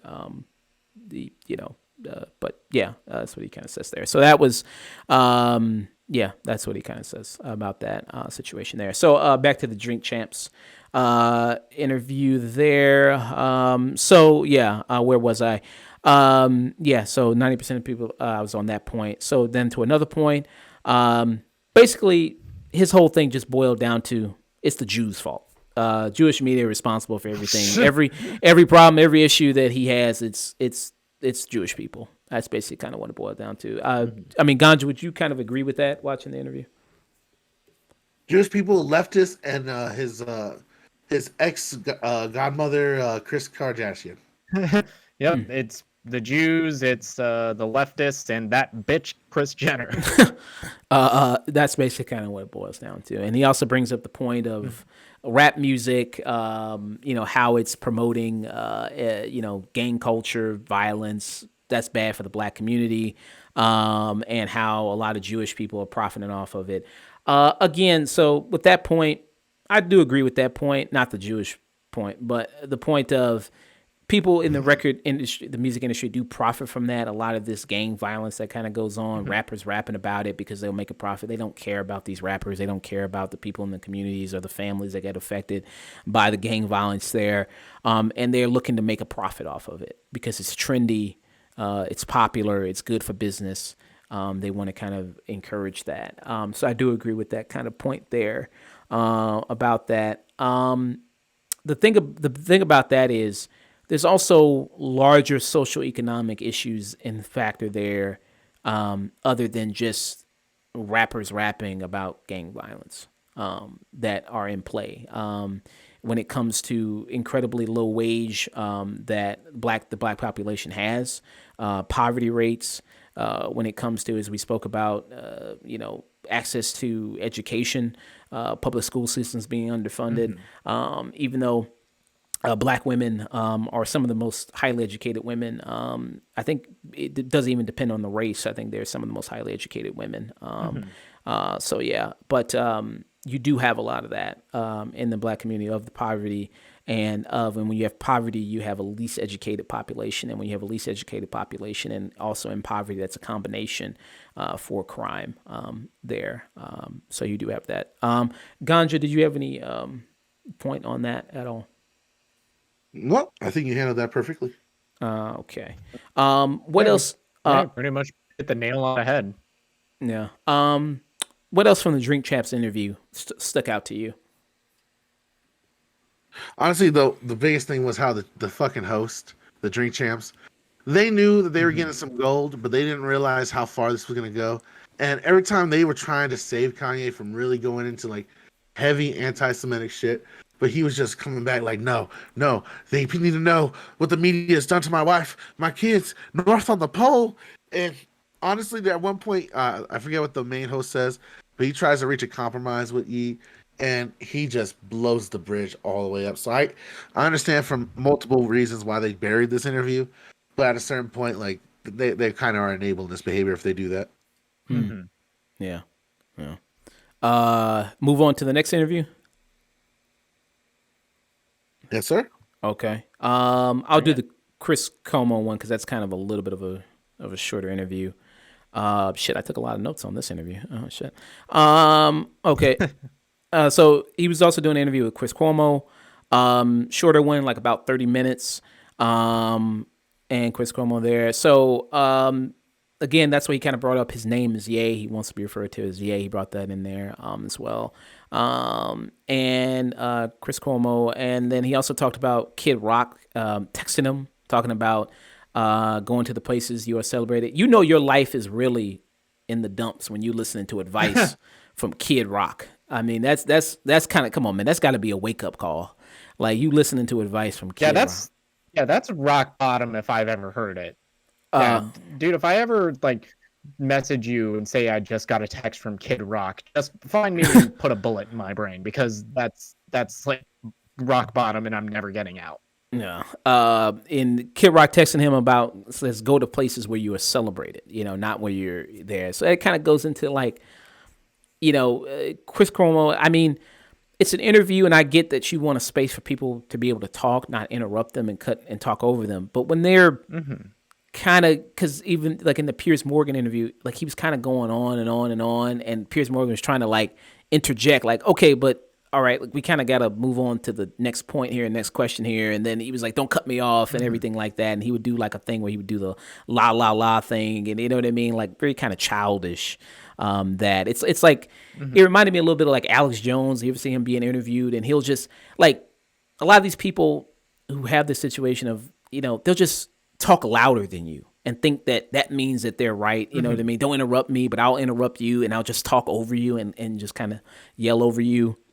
And everything like that. So it's kind of a little bit of that kind of going on there. Ye also mentioned in this interview with Chris Cuomo that Zuckerberg has a left agenda. That's why he was, kind of kicked off of those platforms like Instagram, which is owned by Facebook. Social media, it's the talking point of, all the liberal lefties own social media, and to kick off all the right-wing people for voicing their opinion, freedom of speech type thing. And it's funny when all these people, when they complain about being deplatformed, it's always the thing that they get deplatformed for. It's like, oh man, like, buddy, what you get deplatformed for? It's like, man, I just said that, man, I want to kill all Jewish people. Crazy, right? They took me off there, right? Could you believe that? I mean, come on, man. I just said, Yeah, I just said that, women shouldn't have rights, and it's like some bullshit, isn't it? Yeah, I just said that women were my property. Crazy, right? I mean, can you believe they took me off the platform for that? You know what I mean? I'm just voicing my Fucking ridiculous. yeah, and there was I'm another just saying what I believe. and then there was another situation with a YouTuber where he like simulated sexually assaulting another female creator, a YouTuber, and then didn't bring that up as part of the reason why he got deplatformed. You know what I mean? He was like, yeah, I just got David Dobrik. yeah, Because I said Pepsi was better than Coke, and they hated me for it. yeah, I just they always they conveniently leave out the specific things that people probably would got them deplatformed. It's like the really really inflammatory things they just mentioned. I'm just freedom of speech, and they don't like that, and they hate that, and everything. It's like so that was kind of his point there. He also brings up the fact doesn't believe he's anti-Semitic, like Ganja pointed out in other interviews, like in Drink Champs. He just keeps bringing up, I'm a black Jew. I can't be anti-Semitic because I'm a black Jew. He brings that up there. Again, it's more in that interview him saying that Jewish people are trying to cancel him, the Jewish media, they're attacking him.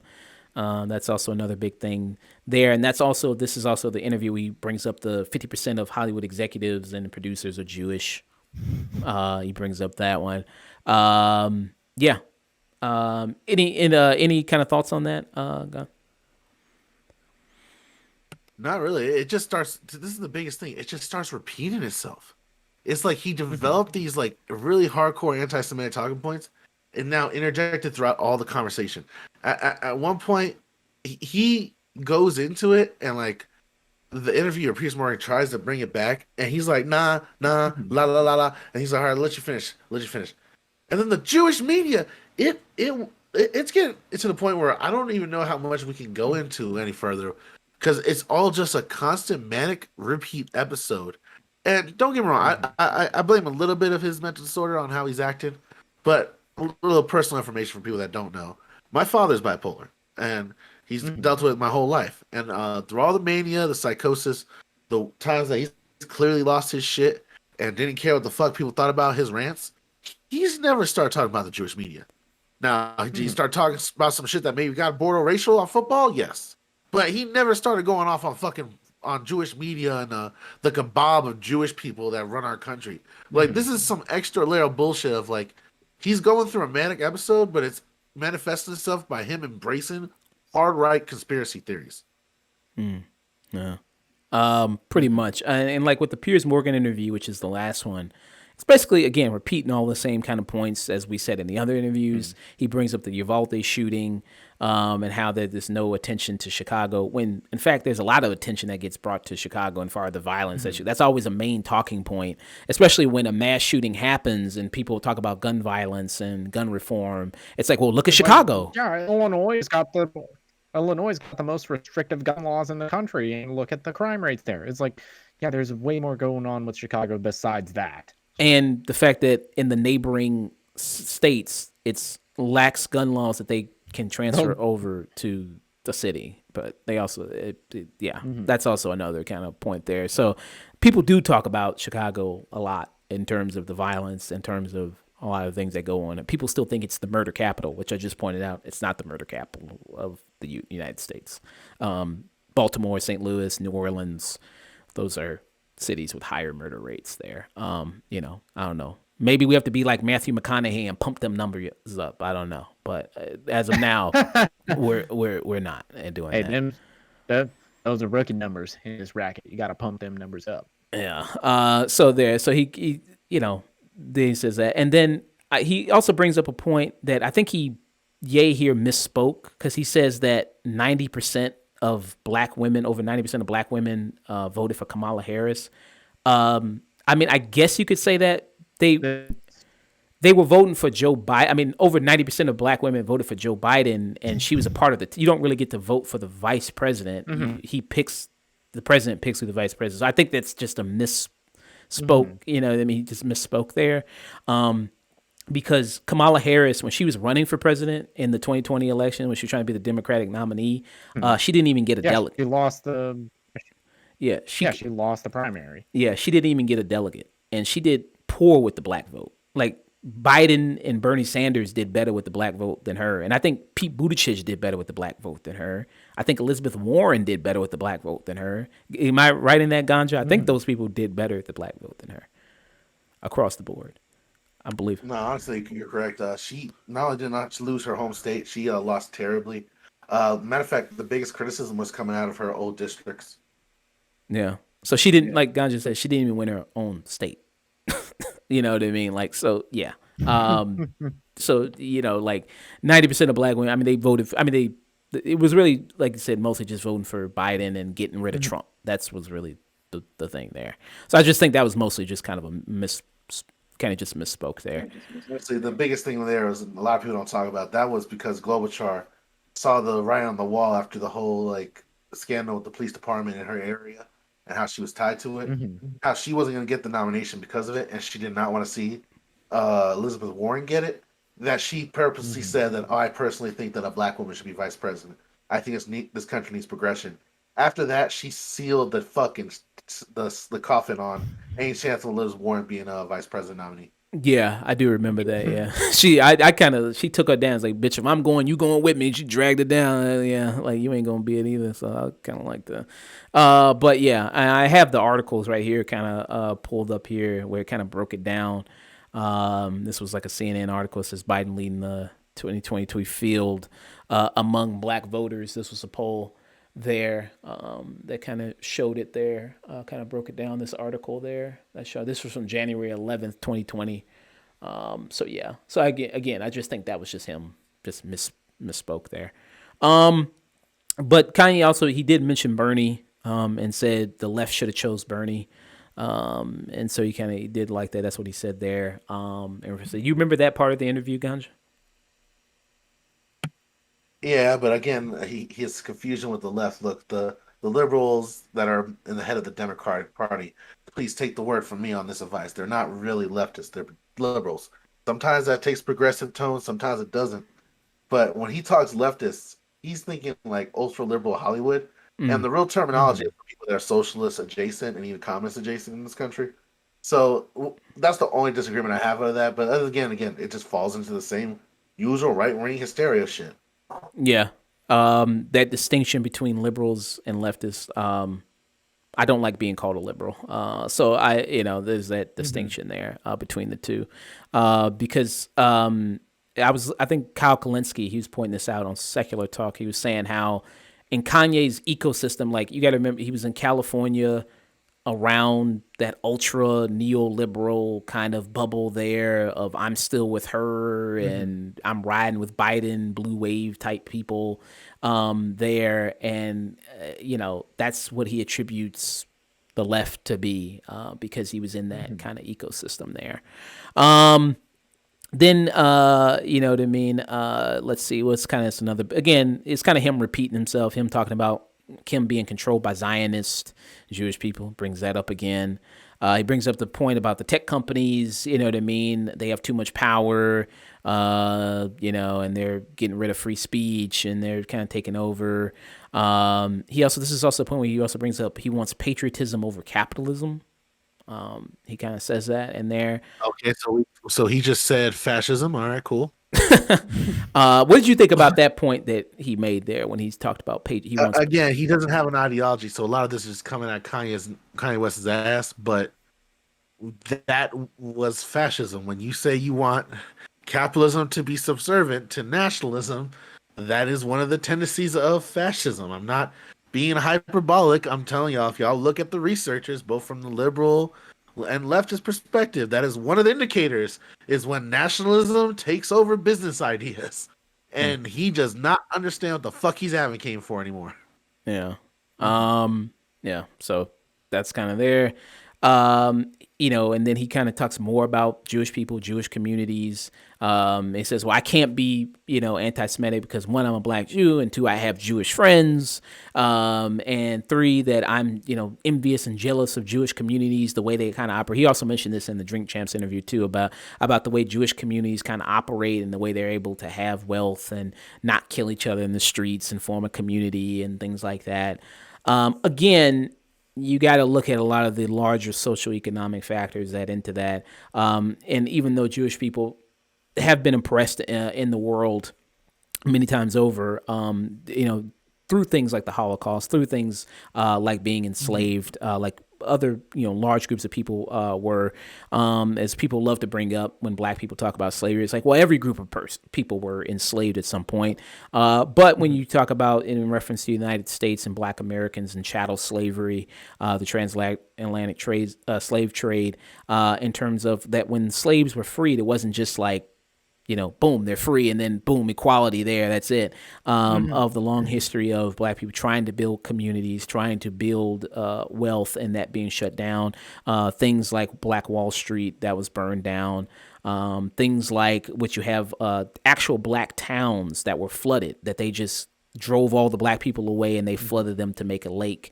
Like, again, that was brought up in an episode of Atlanta, like Lake Lanier, and other cases like that. So you have to also look at the also larger kind of socioeconomic factors of that, of why black people have been able to do that. And then Ye also in this interview, again, like I think Nick, you brought up the point that to Ye, it's a lot of just, it directs just back to him. It's all about kind of personal grievance, like him, talking about like when Piers Morgan was pushing him about the tweet he made of going DEFCON 3 on Jewish people. He was like, "Why say Jewish people? Why say that?" And Ye was making the point of like, well, because Jewish businessmen, they fucked me over. Jewish businessmen did this. And he's like, okay, but those are those businessmen. Why not just reference those specific businessmen? Why reference all Jewish people? Like, it just doesn't, like, why classify these group of people because these people fucked you over, and, and Ye, he also talks about a plan of getting all musicians and black athletes, especially from predominantly black sports like the NBA and the NFL, and black actors and other entertainers to join, to go over the contracts that they have. Now, I do think that, it's been well documented how much people are fucked over in the music business, the music industry, how well they're screwed over by people, white, black, in between, of people who get screwed over for the contracts and everything like that. So I do think, and especially in things like the NFL with athletes, NBA, where they're so used for profit, there, and their skill and their athleticism and their bodies are so used by these multi-billionaires that own these teams. But that's an issue that it's other black millionaires.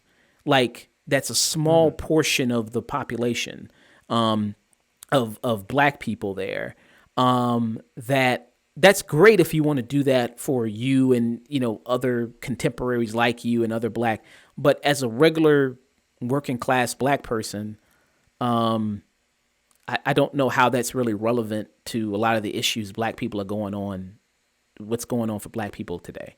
I don't know how that's supposed to fit into there. I think that, if a black person wanted to be a musician and you want to create a better structure for the music industry for a black person to enter into, that's awesome, but not every black person is going to enter the music business or going to be an entertainer. So I don't know how that really fits in. Do you understand what I'm kind of saying with that kind of point there? Ganja, if you kind of want to say anything about that, I don't know. I understand 100%. It's literally the same problem that I brought up earlier, where he's quick to criticize, the Jewish people and his mindset of being this cabal or community of people that exploit his own. But again, I bring up the Rick Ross example before. He's not quick to call it out when his own community or when it has its own same effects that's being repetitive or being replicated again by people that he calls the culture, quote unquote. And to the point where, Diddy is feeling bad for him and trying to like rehabilitate him.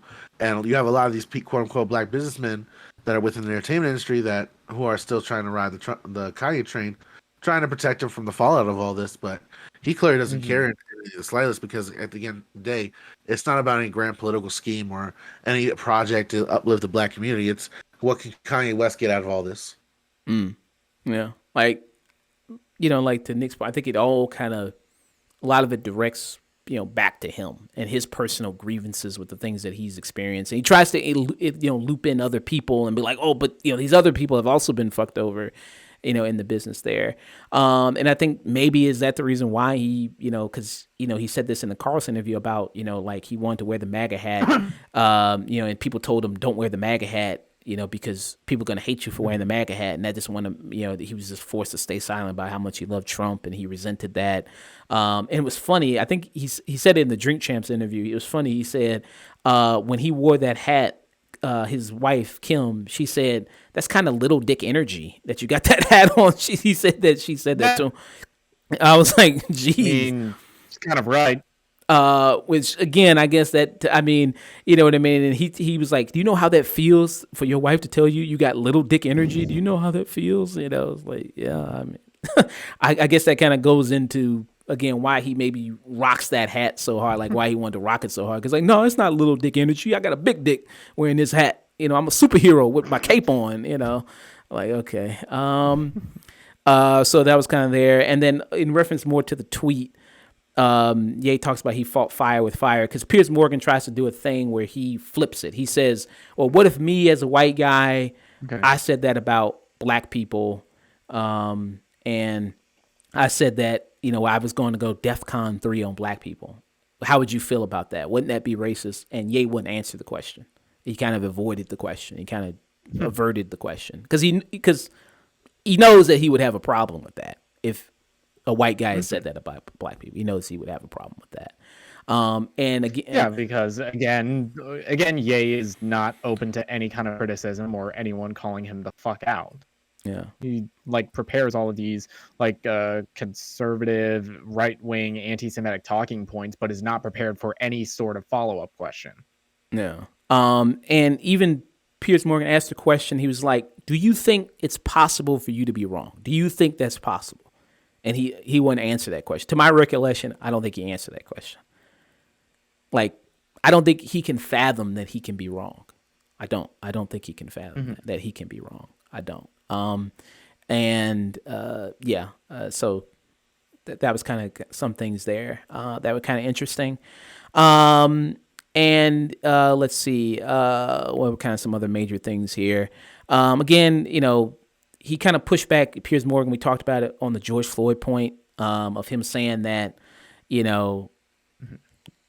don't know exactly what.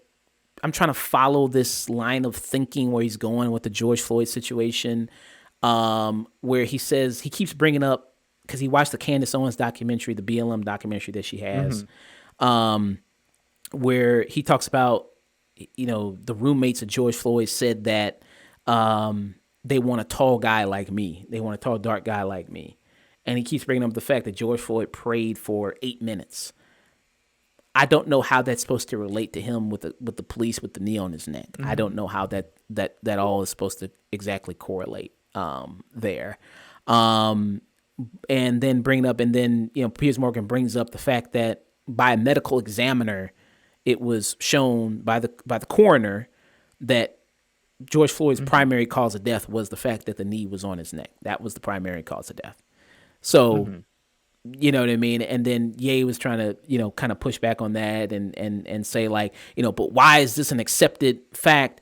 And when JFK, he was trying to make a correlation with him and JFK is like all these different theories about how JFK died and who killed JFK.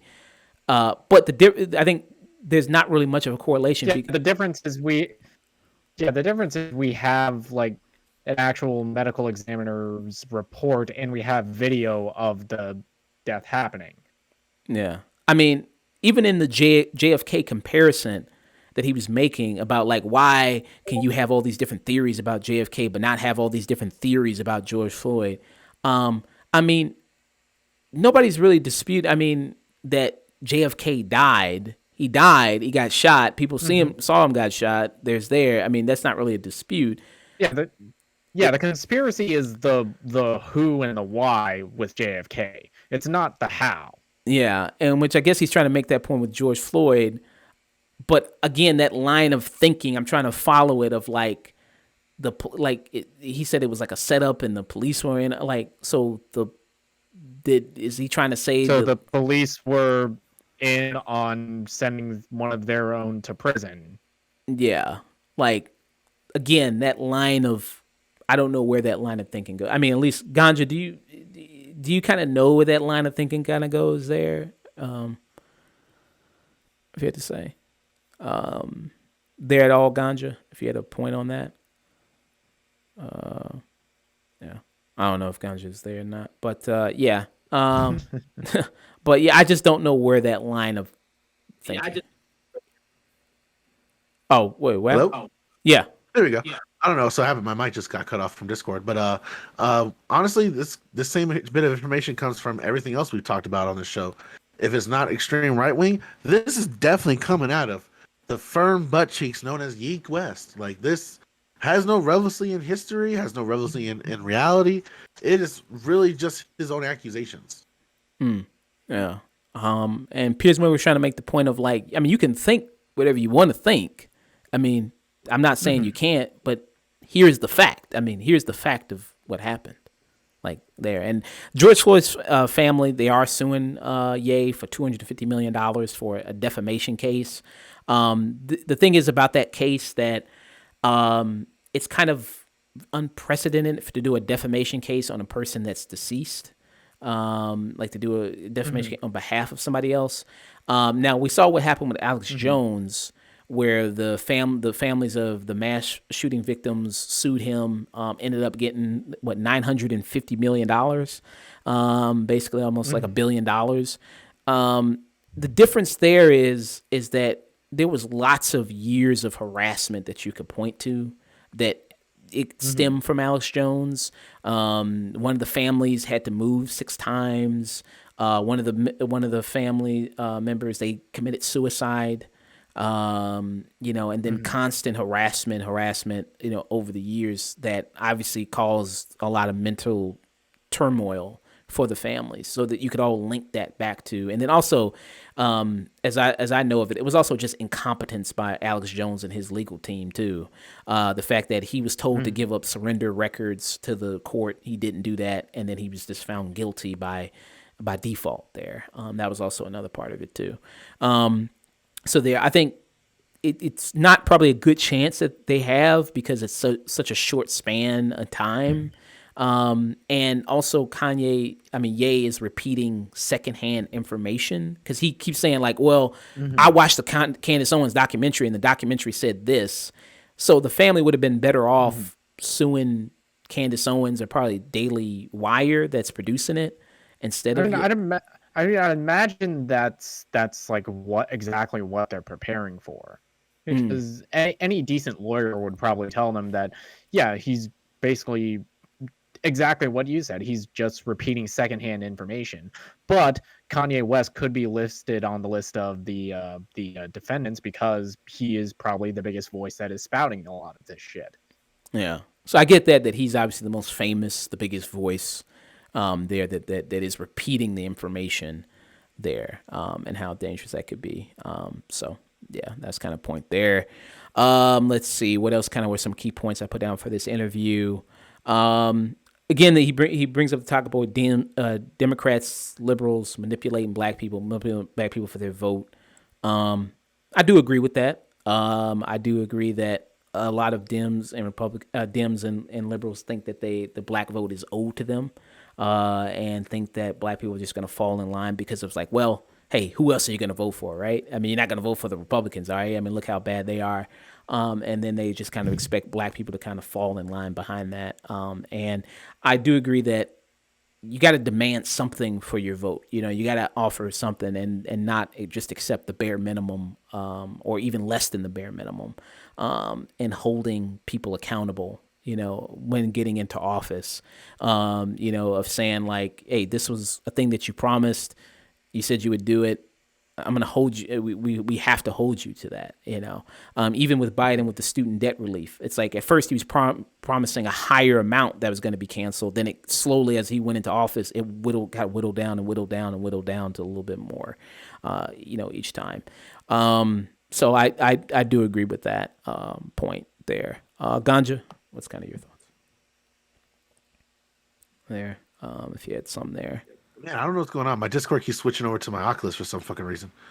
But What the heck? honestly, I don't know how much more to add to this, because it really kind of keeps repeating himself with that now that we're on the final interview. And even though he has some good critiques, it always falls back to like a very either exploitive nature or based on conspiracy theory fed by the right wing. It's never on the actual track to try to identify why these things happen. And it always is going to lead towards because it affects Kanye. And he doesn't have to dig any deeper than that. Feminism is the reason I lost my court case in divorce. So he goes, fuck feminism.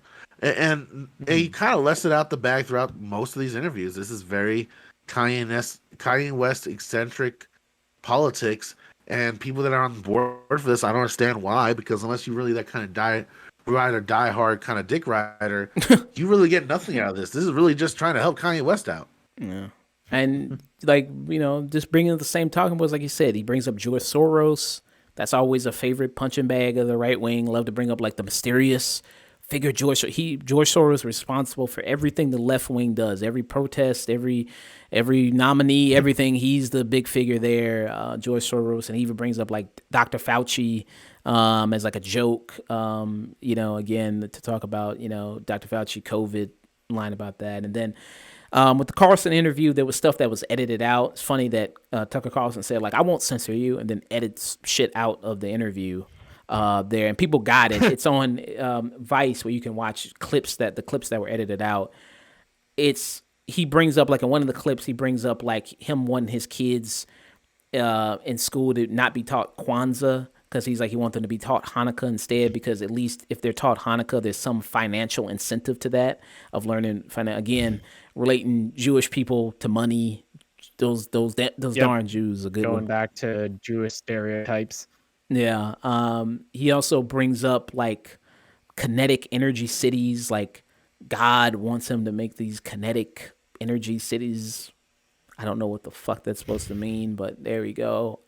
So yeah, different stuff like that. And that I think also that his children, there's like imposters in his home that are teaching his children things like that. So it's just nonsense. It's just a lot of it's like just nonsense stuff. But yeah, I mean, that's basically it. We haven't talked about Kanye and all the different stuff that he's done on the show before. This will probably be the first and only time that we talk about it there. So yeah, that's basically all I had to kind of say about that different stuff. Yeah, I got nothing more to say about this that hasn't already been said. Otherwise, I'd just be repeating myself, much like Kanye's doing. Yeah. So yeah, that's my kind of final thoughts on that.